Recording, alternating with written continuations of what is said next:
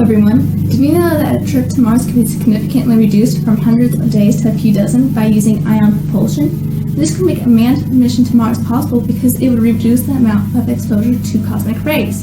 So what is an ion engine? An ion engine usually uses heavy atoms for fuel because it increases the amount of mass ejected per second. The most used fuel for ion engines is xenon because it is easily ionized and chemically inert, which means it will not corrode the engine. The body of an engine is usually made of boron nitride because it is a good insulator that can endure the engine's working conditions. A small amount of xenon is released at a controlled rate into a plasma chamber, where it is flooded with electrons to become ionized. To confine and control the resulting plasma, permanent magnets are used. The plasma chamber walls are maintained at a high positive voltage to attract free electrons, which are absorbed. At the back of the plasma chamber are two grids. The first grid has a lower voltage to attract positive ions.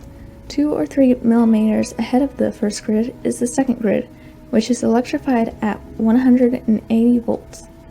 The electric field between the gap of the two grids causes the positive ions to accelerate and gain 1,245 electron volts of energy.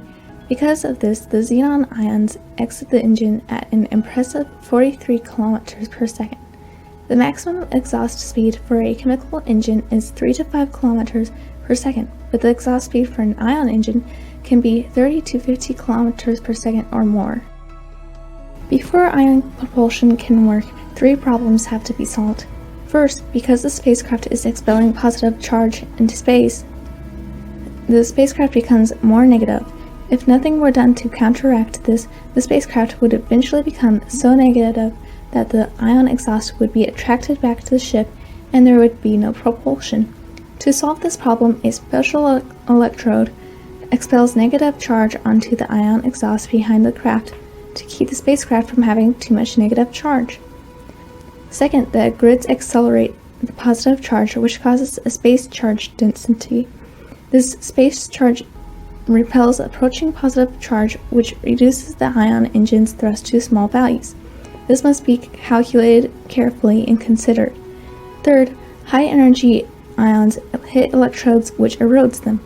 The electrode needs to be carefully designed, and the quality of materials used can extend the electrode's life to 10,000 hours.